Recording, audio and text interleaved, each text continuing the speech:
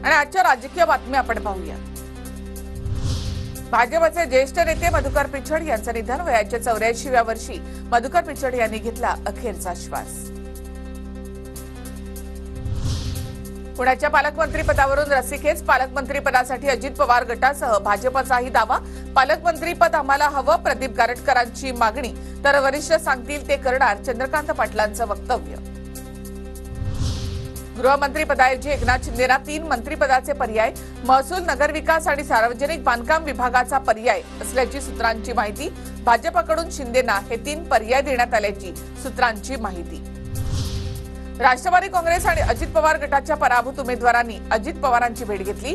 मित्र पक्षांनी काम केलं नाही असा आरोप। सुनील टिंगरे, अतुल बेनके, राजेश पाटील, यशवंत माने, देवेंद्र भुयार यांची दादांसोबत बैठक। तर मी तुमच्या पाठीशी, अजित पवारांचा पराभूत उमेदवारांना शब्द। नव्या सरकारचा मंत्रिमंडळ विस्तार 11 किंवा 12 तारखेला होण्याची शक्यता। भाजपचे 11 ते 12, शिवसेनेचे 8 ते 9 आणि राष्ट्रवादीचे 8 ते 9 मंत्री शपथ घेण्याची शक्यता। सूत्रांची माहिती। मंत्रिमंडळ विस्ताराबाबत उद्या राज्यातील महायुतीच्या नेत्यांची बैठक। राष्ट्रवादीचे 7 कॅबिनेट, 3 राज्यमंत्री पदाचे चेहरे निश्चित। सूत्रांची माहिती। राज्य मंत्रिमंडळ विस्ताराची चर्चा पूर्ण। नागपूर अधिवेशनाच्या आधी मंत्रिमंडळ विस्तार होणार। मुख्यमंत्री देवेंद्र फडणवीसांची माहिती। रशिया युक्रेन प्रमाणे महायुतीमधल्या 3ही नेत्यांमध्ये युद्ध सुरू। गृहमंत्री, नगरविकास आणि अर्थमंत्री पदावरून वाद। सरकारमध्ये अजूनही सर्व काही ठीक नाही, संजय राऊतांचा दावा। तर आम्हाला किती दिवस लागले, कोणतं खातं कुणाकडे जाणार, राऊतांनी चिंता करू नये, संजय शिरसाट यांचं प्रत्युत्तर।